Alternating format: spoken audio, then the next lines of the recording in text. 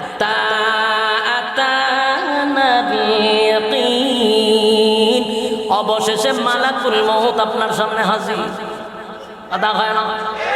বাঁচবেন নি? কথা হয় না? সাইজ হয়ে যায়। যুবক ভাই, আমার শেষ কথাটা হলো, 4টা কর্মসূচি পালন করে তারপরে দুনিয়ার থেকে আল্লাহ যেন বিদায় করে। এই ব্যাপারে আপনারা কারা কারা একমত? হাত তুল্লা দেখায়া দিই। আল্লাহর হাবিব নামাজের দৃশ্যটা দেখা নবীর চোখ দিয়া পানি পড়তেছিল, দাড়ি ভিজে ভিজে পড়তেছিল।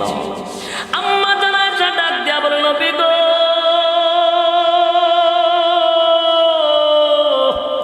আমার আব্বা ইমামতি করে, আপনার সাহাবীরা পিছনে নামাজ পড়ে, দৃশ্য দেখে আপনার চোখ বেয়ে বেয়ে পানি পড়ে। ঘটনা জানতে চাই। আল্লাহর হাবিব বলেন, আয়েশা, সব কান্না কিন্তু দুঃখের কান্না নয়। কথা কথা, সব কান্না দুঃখের কান্না নয়, সব কান্না দুঃখের কান্না নয় গো।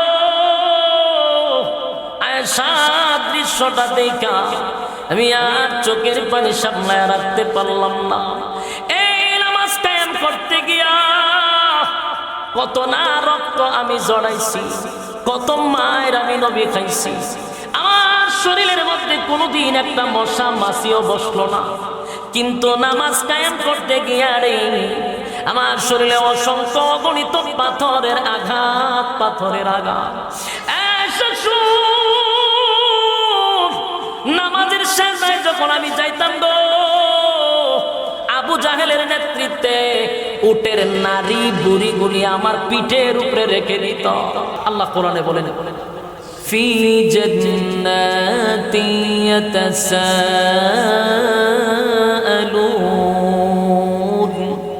আনিল মুজরিমিনা মা সালাকাকুম ফি সাকার। জান্নাতি আর জাহান্নামীদের মধ্যে কথা হবে, দেখা হবে, কথাও হবে। কথা হওয়ার পরে সর্বপ্রথম জান্নাতীরা জাহান্নামীদেরকে জিজ্ঞাসা করবে যে, দোস্ত, একই সাথেই তো ব্যবসা করতাম, একই সাথেই তো চাকরি করতাম, একই সাথেই তো খেলাধুলা করতাম, কিন্তু আমি চিরস্থায়ী জান্নাতের মালিক, তুমি আমার বন্ধু হওয়া সত্ত্বেও জাহান্নামের আগুনে জ্বলতেছো। ঘটনা কি? কিসে তোমাকে জাহান্নামে নিয়ে আসো? কোন কারণে তুমি জাহান্নামে আসছো? বলুন, কে কারে বলবে? জান্নাতীরা জাহান্নামীদেরকে বলবে। তো জান্নাতীদের এই প্রশ্নের উত্তরে জাহান্নামীরা বলবে, আমরা জাহান্নামে আসার মূল কারণ হলো 4টা। বলুন, মূল কারণ কয়টা? আমরা জাহান্নামে আসছি, আমাদের মূল কারণ 4টা। 4 কারণের মধ্যে 1 নাম্বার যে কারণটা, আমরা একটু মনোযোগ দিয়ে যদি শুনি, আমি প্রথমে বলছি 4টা কর্মসূচি, এই 4 কর্মসূচি পালন করব। আর জাহান্নামীর ওই 4টা কথাই বলবে যে আমরা এই 4 কারণে জাহান্নামে আসছি।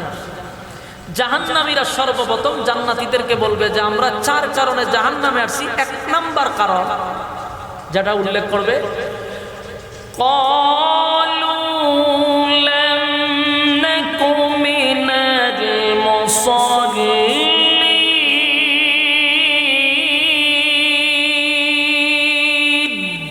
1 নাম্বার কারণ, ক্বালু লাম নাকু মিনাল মুসাল্লিন। জাহান্নামীরা বলবে যে দুনিয়াতে একই সাথে ব্যবসা করছি, চাকরি করছি, খেলাধুলা করছি, কথা ঠিক, কিন্তু যখন মসজিদে আজান হতো তুমি ব্যবসা বন্ধ করে মসজিদে চলে যাইতা, যখন চাকরিতে থাকতা আজান হলে তুমি দৌড়ায়া মসজিদে চলে যাইতা, খেলাধুলা বন্ধ করে আজান দিলে মসজিদে চলে যাইতা। ক্বালু লাম নাকু মিনাল মুসাল্লিন।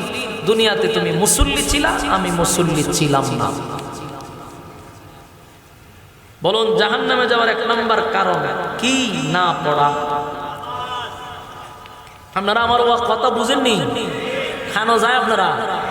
বাপ দিলেছেন ময়মনসিংহের মতো। ঘটনা কি? আপনারা তো বাউন্ডারের মানুষ, কিন্তু বাপটা আজকে ময়মনসিংহের মতো গেল কেন? আওয়াজ দিতেই তো, ব্রাহ্মণবাড়িয়ার মানুষ মানেই তো আওয়াজ। আপনারা যদি আওয়াজ দেন তো কেন আওয়াজ দিতেই, ওটা হা না বললে আমি বুঝি যে বুঝতেছেন। বলুন, জাহান্নামে যাওয়ার 1 নাম্বার কারণ কি?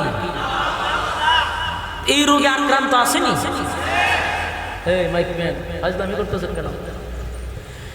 বলুন, এই রোগে আক্রান্ত আছি? হ্যাঁ, অনেকে এই রোগে আক্রান্ত। সুতরাং আপনাকে লিখে রাখা দরকার, 4টা কর্মসূচি যদি পালন করেন জাহান্নামে যেতে হবে না, যদি পালন না করেন জাহান্নামে যেতে হবে। এখন আপনার সিদ্ধান্ত, আপনি কোথায় যাবেন? সিদ্ধান্ত কার? আপনার। এই জান্নাতীরা বলে জাহান্নামে যাওয়ার 1 নাম্বার কারণ হলো ক্বালু লাম নাকু মিনাল মুসাল্লিন, দুনিয়ার জমিনে তোমরা মুসল্লি ছিলে, আমরা মুসল্লি ছিলাম না। এই কথার দ্বারা স্পষ্ট হয়ে গেল জাহান্নামে যাওয়ার 1 নাম্বার কারণ হলো নামাজ না পড়া। অথচ এই রোগে আক্রান্ত বেশিরভাগ মানুষ, আমরা একই রোগে আক্রান্ত। এখানে যারা বৈশা রয়েছেন এদের মধ্যে অনেকেই মাগরিবের নামাজ পড়ে নাই। তারপরে আপনাকে উদ্দেশ্য করি বলি, আমি আপনাদেরকে উদ্দেশ্য করি বলি, আপনারা মনোযোগ দিয়ে শুনেন। বলুন তো জাহান্নামে যাওয়ার 1 নাম্বার কারণটা কি? জাহান্নামীরা নিজেই বলবে জাহান্নামে যাওয়ার 1 নাম্বার কারণ ক্বালু লাম নাকু মিনাল মুসাল্লিন, জাহান্নামে যাওয়ার 1 নাম্বার কারণ হলো দুনিয়াতে তোমরা মুসল্লি ছিলে, আমরা মুসল্লি ছিলাম না, তাই জাহান্নামে আসছি দুনিয়াতে নামাজ না পড়ার কারণে। এই যুবক ভাই, দিলের কান লাগাইয়া যদি কথাগুলি বোঝার চেষ্টা করি, আমরা অনেকেই ব্যবসা করি, অনেক সময় আমার পাশের দোকানদার আজান দিলে দৌড়াইয়া মসজিদে যায়। আসেন এরকম? এক্সাম্পল, আপনাদের এই গ্যারেজের মালিক আবুল ভাই, ওনাকে আমার পছন্দ লাগে এই বিষয় না, গাড়ি লইয়া এই কারণে না।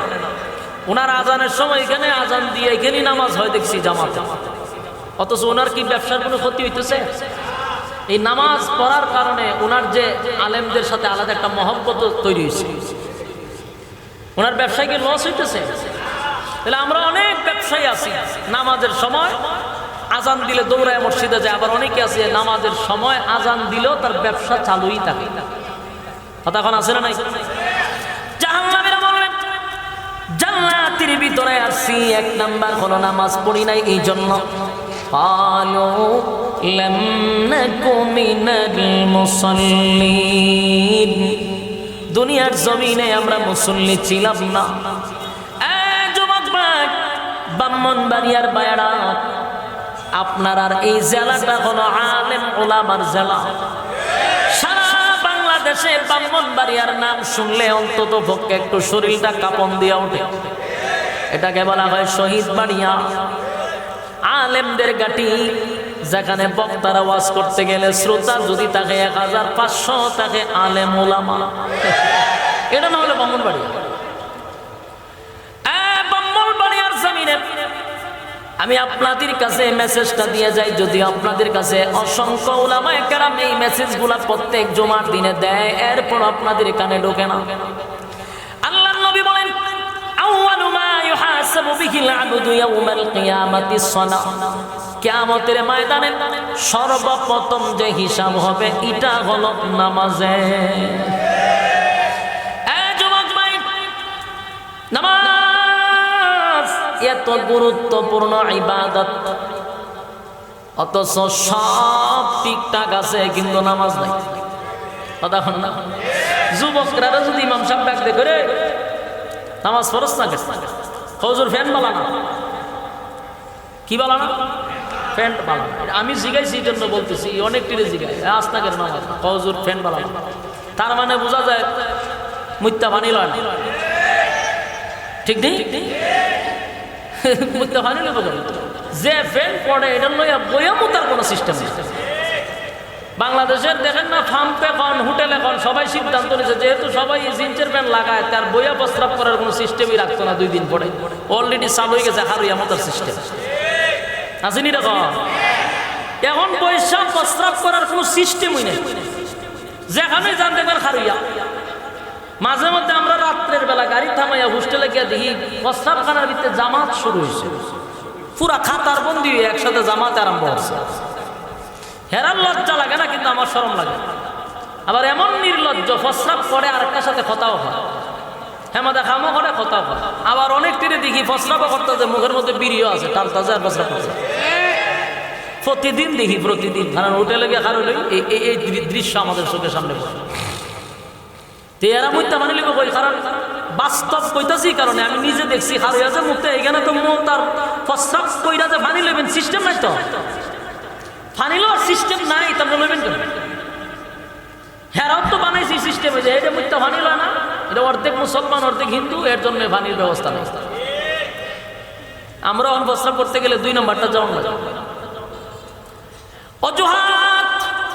অজুহাতের কোনো শেষ নাই। হুজুর প্যান্ট বানানা, হুজুর গোসল করছি না তে আমার প্যান্ট বানানা, এই অজুহাত কি আজরাইলের সামনে চলব?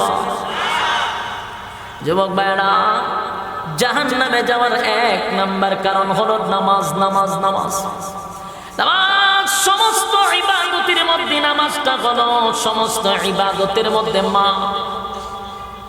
নামাজ নাই যত বড় ইবাদত করে কোনো লাভ হইব না। মানুষের ব্রিজ বানায়া দাও, খাল বানায়া দাও, মানুষের গড়ে গড়ে চাল ডাল নিয়ে দিয়াও, কোনো অসুবিধা আছে?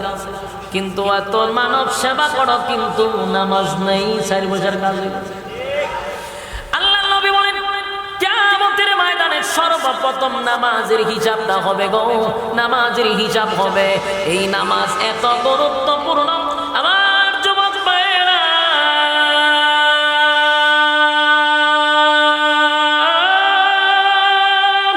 নামাজ সম্পর্কে আল্লাহর পয়গম্বর বলেন, নামাজ এত গুরুত্বপূর্ণ, নামাজের মাধ্যমে আল্লাহর সঙ্গে বান্দার কথাবার্তা চলে।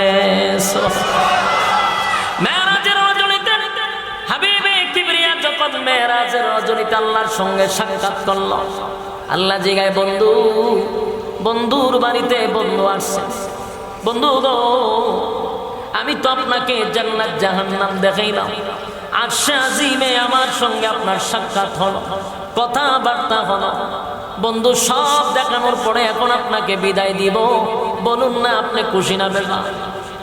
আল্লাহর হাবিব বলেন, মালিক,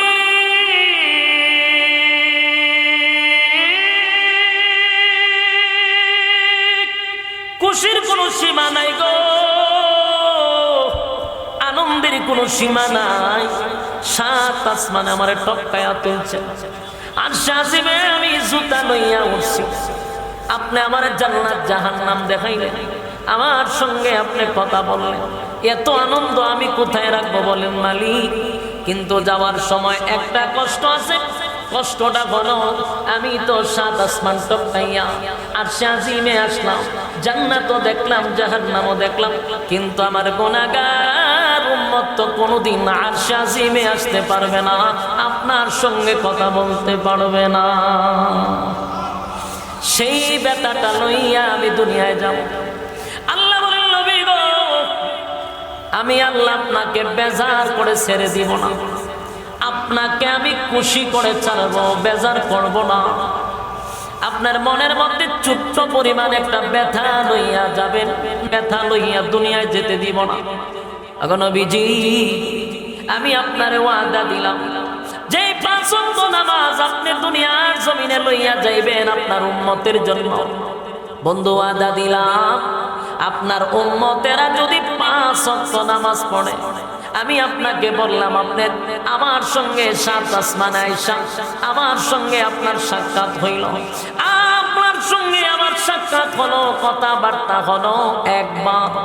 কিন্তু আমি আল্লাহ ওয়াদা দিলাম, আপনার উম্মতরা যদি 5 ওয়াক্ত নামাজ পড়ে, আমার সঙ্গে তাদের কথা হবে দৈনিক 5 বার।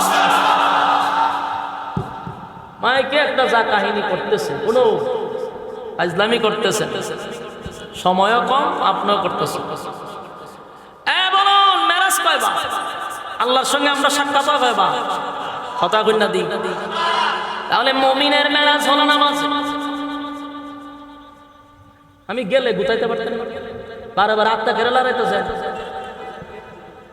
যুবক ভাই, আরো বাড়া, এবার দিলের কান লাগায় শুনেন, যদি 5 ওয়াক্ত নামাজ পড়ি তাহলে মেরাজ হবে 5 বার, মানে কথা হবে সুবহানাল্লাহ। আল্লাহ বলে, হাবিব মুসা আলাইহিস সালাতু ওয়াস সালাম তুর পাড়ে আমার সঙ্গে কথা বলতো, আমার সঙ্গে কথা বলতো। আমি মুসারে জিগাইতাম, মুসারে বলো না তোমার আর আমার মাঝখানে দূরত্ব কতটুকু? মুসা নবী কয় ওই তো কয়েক হাত দূরত্ব হবে। আল্লাহ বলেন না রে মুসা, তোমার আর আমার মাঝখানে 70,000 পর্দা আছে। জোরে কোন সুবহান। আর আল্লাহ বলেন হাবিব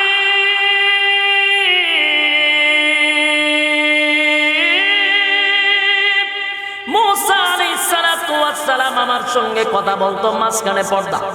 কিন্তু আপনার উম্মতের এত সম্মান আর এত মর্যাদা দিছি গো নবী, আপনার উম্মত যখন আমার সামনে দাঁড়াইয়া নামাজে দাঁড়ায়, আমি আর আপনার বন্দার মাঝখানে আমি আল্লাহ কোনো পর্দা রাখি না। জোরে কোন সুবহান। আল্লাহর হাবিব খুশি হয়ে গেল। আল্লাহ বলেন বন্ধু আমার বাড়িতে আসছেন, বেজার করে তো আপনাকে ছেড়ে দিব না। আল্লাহর নবী আমাদেরকে আওয়াজ করেন, উম্মতেরা রে, আমি আল্লাহর সঙ্গে সাক্ষাৎ করছি, আমার উম্মতের জন্য আমি দরখাস্ত দিয়া এমন একটা ব্যবস্থা করেছি, যদি তোমরা নামাজে দাঁড়াও আমার আল্লাহর সঙ্গে তোমাদের কথা হবে, মাঝখানে কোনো পর্দা থাকবে না। একটা জবান বন্ধ রাখবেন না, বলুন আল্লাহু আকবার। আরো জোরে বলেন আল্লাহু আকবার। যুবক ভাই, রব্বে কারীম বলেন বন্ধু আপনাকে খুশি করে দিলাম। এই নামাজ এত গুরুত্বপূর্ণ, যেই নামাজের মাধ্যমে আল্লাহর সঙ্গে কথা হয়। বন্দার দেখ কথাবার্তা সব নামাজের মাধ্যমে হয়। এই জন্য আল্লাহর নবী বলেন যদি হিসাব হয় রে, সর্বপ্রথম কিন্তু বান্দা নামাজের হিসাবটাই হবে। কিয়ামতের কঠিন ময়দানে নামাজের হিসাব হবে। জাহান্নামে যদি যেতে হয় সর্বপ্রথম কারণটা হবে নামাজ। আল্লাহর নবী দুনিয়ার থেকে যেদিন বিদায় হয়ে যাবে সেদিনও কিন্তু বারবার নামাজের কথাই বলছে, আর কোনো কিছুর কথা বলে যায় না রে। নামাজের কথাটা খুব গুরুত্ব দেয়া গেছে। যেদিন পয়গম্বর দুনিয়ার থেকে বিদায় হয়ে যাবে, নবীজির প্রচন্ড বুকে ব্যথা ছিল, মাথায় ব্যথা ছিল, মাথাটা উঠাইতে পারে না। বুকে ব্যথা ছিল, নবী উঠতে পারে না। সাহাবায়ে কেরামরা মসজিদে নববীর মধ্যে আইসা ফজরের নামাজের জন্য দাঁড়াইছে, কিন্তু আল্লাহর পয়গম্বর মসজিদের মধ্যে আসে না। কার ইমামতিতে নামাজ পড়ব গো? অপেক্ষা করতে করতে নবী আসে না। সাহাবায়ে কেরামরা মসজিদে নববীর মধ্যে গইরাইয়া গইরাইয়া কান্না শুরু করছে। এক পর্যায়ে ফজরের নামাজের সময় চলে যায়। এই মুহূর্তে তাকায়া দেখে মসজিদের মিম্বরে হযরত আবু বকরের নেতৃত্বে নামাজ শুরু হয়ে গেছে। আবু বকর যে মাত্র ইমামতির মধ্যে দাঁড়ায়া গেল, সাহাবায়ে কেরাম বুঝতে পারছে হায় রে, আর কোনদিন নবীর পিছনে নামাজ পড়তে পারবো না। কান্নার রোল পড়ে গেছে গো।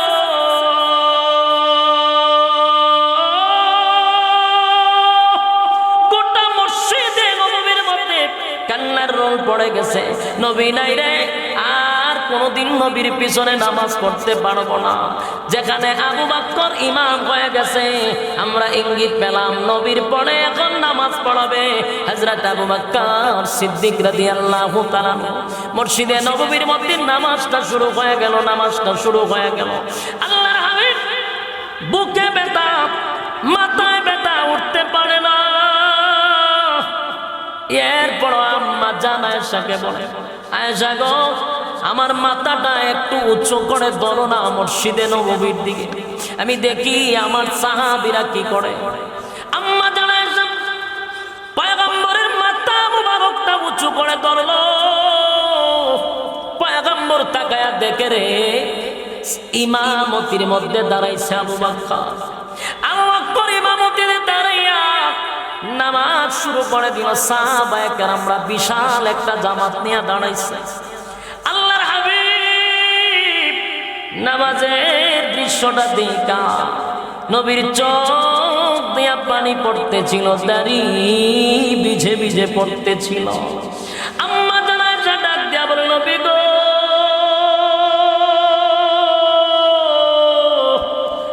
আমার আব্বা ইমামতি করে, আপনার সাহাবীরা পিছনে নামাজ পড়ে, দৃশ্য দেখে আপনার চোখ বেয়ে বেয়ে পানি পড়ে। ঘটনা জানতে চাই, আল্লাহর হাবিব বলেন, আয়েশা সব কান্না কিন্তু দুঃখের কান্না নয়।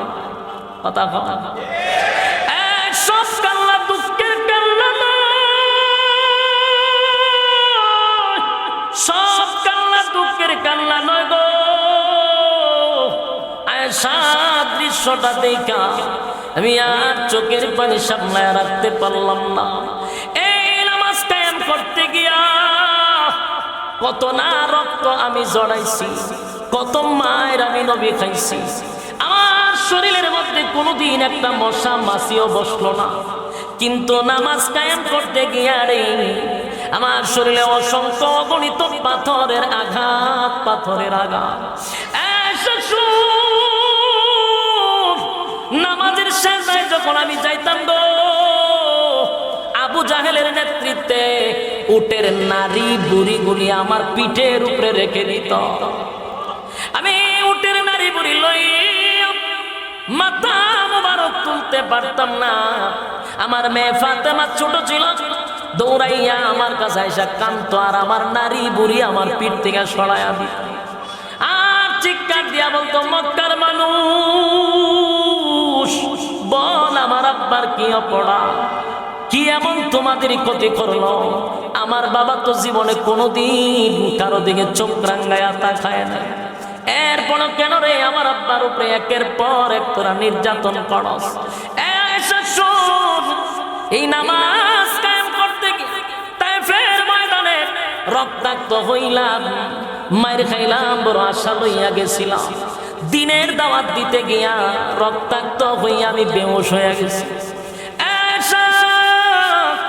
আমি শুধু মায়ের খাইছি এমনটা নয়, আমার সাহাবীরা জীবন দিছে, শাহাদাত বরণ করছে এই নামাজ কায়েম করতে গিয়া। আজকে আমার চোখের সামনে আমার কলিজার টুকরা সাহাবীরা বিশাল এক জামাতের আয়োজন করছে।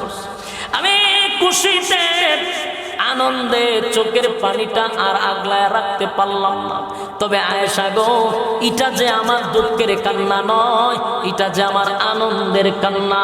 জোরে কোন সুবহান, একটা জবান বন্ধ রাখবেন না, বলুন আল্লাহু আকবার। এই ইমানের আওয়াজ দিয়া বলুন আল্লাহু আকবার। এর যুবক ভাই, আমার হাবিব নামাজের জন্য এত কষ্ট করলো, নামাজ কায়েম করে গেল। নবীজি শেষবারের মতো বারবার বলছে, উম্মতেরা নামাজ ছাড়বি না, নামাজ ছাড়বি না। আজকে আমরা ব্যবসার জন্য, চাকরির জন্য অবহেলায় নামাজ ছেড়ে দেই। আবার কেউ যদি নামাজ পড়েও, কত রঙের ঢঙ্গের নামাজ আমার দেশে আছে না নাই? বেচারা নামাজ পড়ে তো মসজিদের গরিব কড়াবাজ এটাও দেখে, আসেনি রকম মসজিদের ফ্যান কড়াইটাও দেখে। নামাজ যদি নামাজের মতো হয়, এই নামাজের দ্বারায় আল্লাহর তরি জান্নাত তোমার জন্য দেওয়া হবে। নামাজ যদি সুন্দর হয়, কথা হয় না, নামাজ যদি হয় বেহেশতের চাবি, তাহলে নামাজটা সুন্দর হওয়ার দরকার আছে না? আমার যুবক ভাইরা, জাহান্নামীরা বলে জাহান্নামের ভিতরে আসার এক নাম্বার কারণ হলো ক্বালু লাম নাকু মিনাল মুসাল্লিন। দুনিয়ার জমিনে মুসল্লি ছিলাম না রে, তোর সঙ্গে ব্যবসা করতাম, চাকরি করতাম, খেলাধুলা করতাম, কিন্তু বন্ধু আজানটা দিলে দৌড়াইয়া তুই মসজিদে যাইতি, আমি মসজিদে যাইতাম না। এই জন্য আজকে জাহান্নামের আগুনে জ্বলতেছি। বলুন কর্মসূচি নাম্বার কত? আমার যুবক ভাইরা, জাহান্নামে যাওয়ার এক নাম্বার কারণ ক্বালু লাম নাকু মিনাল মুসাল্লিন। আমাদের স্মরণ থাকবে, কথা হয় না? মনোযোগ আছে আপনারা? দিলের কান লাগায় শুনেন, জাহান্নামে যাওয়ার এক নাম্বার কারণ নামাজ না পড়া। দুই নাম্বার কারণ হলো ওয়ালাম নাকুনু তুইমুল মিসকিন। দুই নাম্বার কারণ হলো অসহায়দেরকে খাবার দিতাম না। এরকম লোক আসেনি? জাহান্নামে যাওয়ার দুই নাম্বার কারণ হলো অসহায়দেরকে খাবার দিতাম না। আমার ডাইনে বামে আশেপাশে মানুষ পেট ফুলাইয়া খাইয়া রাত্রের বেলা ডেকুর দিয়া ঘুমায়, পাশের বাড়ির মানুষটা না খাইয়া ঘুমাইল। আর আমি প্রত্যেক বছর মক্কায় গিয়া নাম পালাইলাম হাজি, দেশ হইয়া আমি আগের মতো ভাজি। কোনো লাভ হবে না, পাশের বাড়ির মানুষ না খাইয়া মরল, আর তুমি 3 বেলা পেট ফুলাইয়া খাইলা। আল্লাহ কয় ওয়ালাম নাকুনু তুইমুল মিসকিন, দুনিয়ার জমিনে আমরা মিসকিনের খাবার দিতাম না। আমার যুবক ভাইরা, এতিম মিসকিনের মাল মাইরা খাওয়া, এতিম মিসকিনের মাল মাইরা খাওয়া, মাল না দেওয়া এমন খাসলতের লোক আছে নি? কম না বেশি? সর্বনাশ, আমরা দেশের মানুষ খাইতে খাইতে রুচি এত নষ্ট হইছে, লেপটিন শুদ্ধা খায় আল্লাহ। লেপটিন খায়নি, হায় হায়, রুচি নষ্ট হইলে জানো। এক জায়গাত মাপি লেগেছে, আমার একজন বিচার দেব এমন খাওয়াই না বাইরেছে, 3টা লেপটিন খাইলাম আমরা গ্রামের গত বছর, এই বছরও খাইছে 3টা, 6টা লেপটিন খাইছে। আমি যে গেলাম, এটি কি তাক হইয়েন না হুজুর, হইয়েন না, খাইতে খাইতে রুচি শেষ, লেপটিনও খাওয়া শুরু করছে। তার মানে সরকার বরাদ্দ করছে 3টা লেপটিন, লেপটিন মনে বরাদ্দ হয়েছে 100টা, আইতে আইতে আইতে আইতে 3টা পর্যন্ত আইছে, 3টার মাইরে দিচ্ছে। লেপটিন মাইরা দেওয়া খাওয়ান ত্যাগ কত কথা কই না দিই? হ্যাঁ, লেপটিন খাওয়াই না আসিনি, টিউবওয়েল খাওয়াই না আসিনি, রাস্তাঘাটের মাল খাস কোনো অসুবিধা নাই, রড সিমেন্ট খাইয়া বাস ঢুকাই দেওয়া অসুবিধা না, যে লেপটিনটা খাস করে কথা কই না? লেপটিন খায়, টিউবওয়েল খায়, রাস্তাঘাট খাল ব্রিজ তো খাইছো, জনমের খাওয়ান খাস, কিন্তু রুচি এত খারাপ, লেপটিন পর্যন্ত খাইয়া বালায়া দেয়। আল্লাহ বলে ওয়ালাম নাকুনু তুইমুল মিসকিন, 2 নাম্বার হলো মিসকিনের খাবার যদি কেউ মাইরা খায়, মিসকিনরে যদি খাবার না দেয়, সাবধান সাবধান, মিসকিনের মাল আত্মসাৎ করা যাবে না। কথা কই না দিই? আজকের সমাজে ইনসাফ নাই, ইনসাফ যদি থাকতো ইনসাফের বন্টন হইতো। কথা কই না? ইনসাফ কই পাইবে? গ্রামে গঞ্জের থেকে শুরু হইয়া হাইকোর্ট পর্যন্ত কোথাও কি ইনসাফের বিচার আছে? বিচার নাই, ইনসাফ সব জায়গায় দুর্নীতি আর দুর্নীতি, কোথাও বিচার পাওয়া যায় না। আফসুস আর আফসুর, একটা গ্রামের যে সালিশ দরবার হয়, এটার আপনারা কি তখন মাতব্বর হইনি? ওই মাতব্বর যখন বিচার করে গ্রামগঞ্জের বিচার, হিগানো বিচার করার আগের পকেট একটা সিগারেটের প্যাকেট আর 2000 টাকা ঢুকাইতে হয়, আর নাইলে এক বিচারে 3 সপ্তাহ নেয়। একটা দরবার লাগা, আজকে বিচার হইতো না, আবার 1 সপ্তাহ পরে, 1 সপ্তাহ পরে আবার সাবি সুট্টা হয়ে বয়ালেন, মানুষ উঠে গেলেন, আবার একটা দরবার লাগাই হইতো না, আবার 1 সপ্তাহ পরে।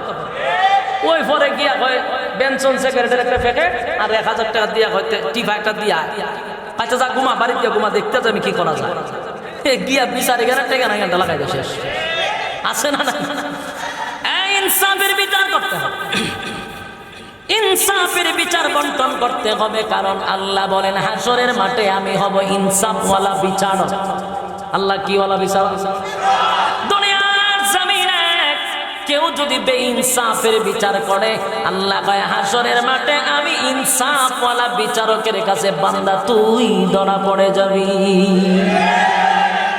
সমাজের এমন অবস্থা, যার টাকা নাই এর কোনো বিচারই নেই। হ্যাঁ, আসেনি বিচার? হ্যাঁ আছে বলে, যার টাকা নাই এর বিচার নাই। এখন গরিবের কোনো বিচার সমাজে নাই। সত্য না মিথ্যা? জোরে হয় না, জোরে কর।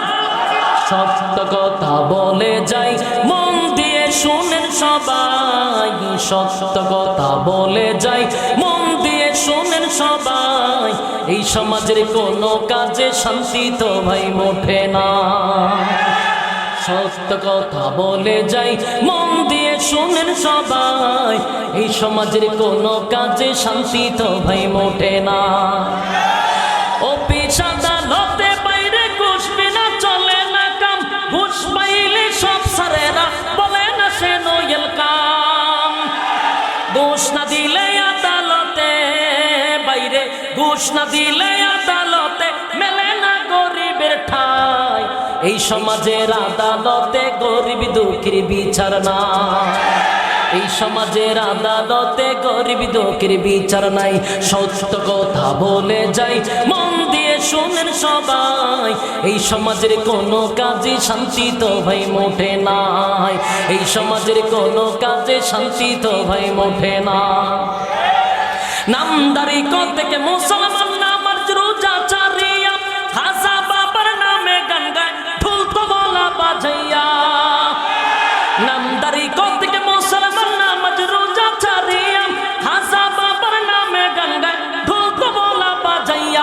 আরে গঞ্জার কুলকে টান মারিয়া, আবার গঞ্জার কুলকে টান মারিয়া খাজা বাবার শান দেখায়। কেউ ভাই আবার নবী দাবি করে ঈমানটা হারায়, কেউ ভাই আবার নবী দাবি করে ঈমানটা হারায়। সত্য কথা বলে যাই, মন দিয়ে শোনেন সবাই, এই সমাজের কোনো কাজে শান্তি তো ভাই মোটে নাই, ঠিক নেই? যদি ইনসাফের বিচার জমিনে না হয় তাহলে সাবধান শুনে রাখো, আল্লাহ বলেন আমি ইনসাফওয়ালা বিচারক হব রে। সেদিন সব বেইনসাফি বিচারকরা ধরা পড়বে, যারা দুনিয়াতে এতিমের মাল মাইরা খাইছে, যারা এতিমের হক নষ্ট করছে। সাবধান, রব্বে কারীম বলেন ওয়ালাম নাকুনু তুইমুল মিসকিন। জাহান্নামে যাওয়ার কয় নাম্বার কারণ? কথা হয় না? জাহান্নামে যাওয়ার 2 নাম্বার কারণ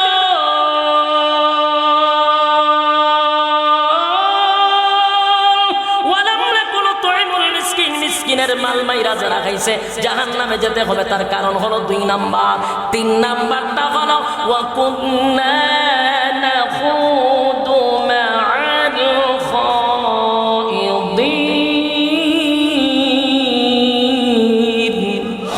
3 নাম্বার হলো ওয়া কুন্না নাখুদু মা'আল খাইদিন। 3 নাম্বার কারণ হলো যারা অনর্থক কথা বলে। এই অভ্যাস আসেনি? এই মুরব্বীদের মধ্যে আছে, মহিলাদের মধ্যে একটু পার্সেন্টেজ বেশি আছে। বাস্তব না? 4-5 মহিলা যদি এক জায়গায় হয়, এদিন আর আমরা পত্রিকা পড়ি না। খালি জিগাইলে আজকে খবর কি, তা দেখবেন প্রত্যেকের ঘরের বাড়ি ঘটা ছিল করে দিব। বাস্তব না? বাস্তব। বলুন, এই যে অনর্থক কথাবার্তা মহিলারা এক জায়গায় হইলে বলে, জাহান্নামে যাবে 6 নাম্বার কারণ। আর মুরব্বীর মধ্যে অভ্যাসটা আছে, মসজিদ থেকে বাইরে দোকানের মধ্যে গিয়ে বলে, আবার তসবিহ আছে থাকে সবসময়, সুবহানাল্লাহ ঠেলার অভাব নাই। গিয়া ওই টিভি সাইরা জিকে কেন কত কইতে যার সুবহানাল্লাহ তসবিহ একটার পর একটা উঠতেই আছে। টিভিও দেখে, কথাও বলে, সুবহানাল্লাহ পড়ে, কতকান পরে গেছে একটা সুমা দেয় 100। কত হইছে? ওই যে গুড়ি শেষ এমাদা কিন্তু আম কুকাম সব ঢুকাইছে, ঢুকাইয়া লাস্টে একটা সুমা মেরে দিয়া 100 হয়ে গেছে। আসেনি রেখা? জাহান্নামে যাবে 6 নাম্বার কারণ। জাহান্নামে যাওয়ার 3 নাম্বার কারণ কুন্না নাখুদু মা'আল খাইদিন। বান্দারে, জাহান্নামে যেতে হবে, এটা 3 নাম্বার কারণ। এই জন্য বেহুদা কথা বলবেন না, অনর্থক কথা বলবেন না, অপ্রয়োজনীয় কথা বলবেন না। দরকার আছে আপনারা কিতা কইতাম, আমি একটা কথা ইয়াদ আছে কইলিতাম নেই, মাইন্ড করি না। আমরা বাংলাদেশের 64 জেলায় যাই, বেশিরভাগ আমি দূরেই যাই।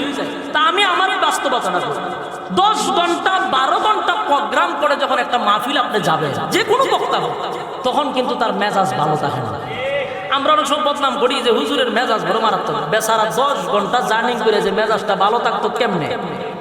এর মধ্যে গাড়িতে বসার রিমান্ডে বসে একরকম। আমার বন্ধু বান্ধব ফোন দিলে বয়ে আসতে, আমি রিমান্ড আছে খালি এটা মাঝে এমনি বইয়া থাকবে, লড়াচড়া নাই। তুইবাও বইয়া থাকতে আডুতে ব্যথা, কোমরে ব্যথা করে, 10 ঘন্টা বয়ান করে মনটা চায় একটু শুয়ে থাকি। কিন্তু মা ফিলে গেলে এক ডেক্কা ডেক্কি শুরু হয়, হুজুর মুসাফাতে মুসাফা করতে হাতও তো কথা কয়েছে বালা কথা।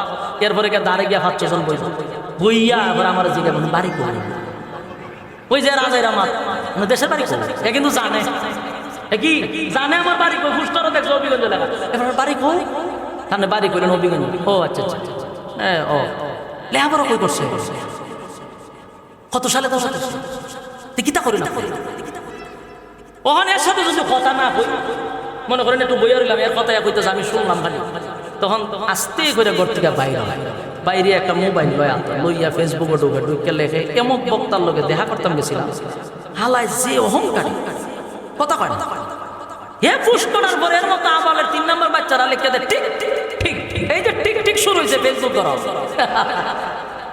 জনমের ঠিক ঠিক।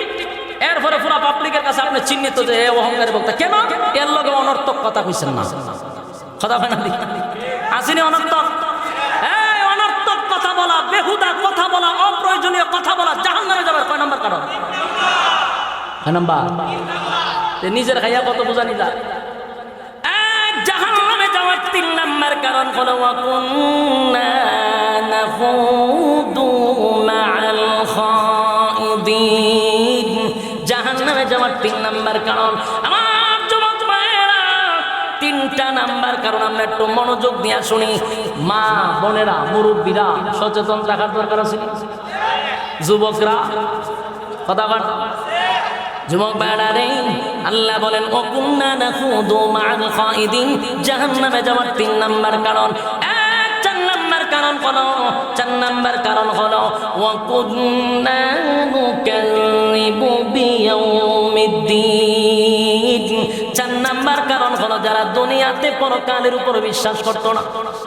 আমাদের সকলের দাবি হুজুর 4 নাম্বারটা আমরা মানি কারণ আমরা পরকালের উপর বিশ্বাস করি, ঠিক নেই? কিন্তু শুনে, পরকালের উপর বিশ্বাস মানে উলামায়ে কেরামরা যখন আপনাকে হকের পক্ষে ডাকবে, আপনাদেরকে যখন ডাক দিবে, আপনারা বুঝতে হবে উলামায়ে কেরাম মন গড়া বলে নাই, আপনাদেরকে কোরআন থেকে আহ্বান করছে। সুতরাং সেটাতে সমর্থন করা মানেই হলো পরকালের উপর বিশ্বাস করা। কথা হয় না? 4 নাম্বারটা হলো পরকালের উপর যারা বিশ্বাস করতো না। এখন এই 4টা নাম্বার আমরা শুনলাম। আজকের থেকে যদি এখন ওয়াদা করি যে 1 নাম্বার কি বলছিলাম, ইয়াদ আছে? 1 নাম্বার ক্বালু লাম নাকু মিনাল মুসাল্লিন। যুবক ভাইয়েরা, জাহান্নামে যাওয়ার 1 নাম্বার কারণ নামাজ না পড়া। 1 নাম্বারটা যদি আজকের থেকে আমরা মানি, এখানে অসংখ্য রোগী আছে, এই রোগে আক্রান্ত। আজকের থেকে যদি নিয়াত করি আর কোনোদিন নামাজ ছাড়ব না, আজানটা দিলে দৌড়াইয়া মসজিদে যাব, নামাজটা পড়ে তারপরে ব্যবসা করব, আজান দিলে পড়ে নামাজটা পড়ে তারপরে চাকরি করব, তাহলে ওয়াদা দিলাম 1 নাম্বার কারণে জাহান্নামে যেতে হবে না। 2 নাম্বার,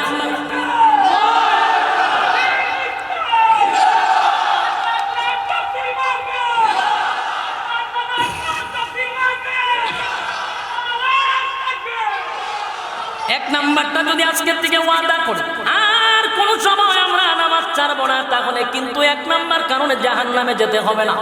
ইয়াদ থাকবো। 2 নাম্বার হলো ওয়াকুন্না নুকাযযিব।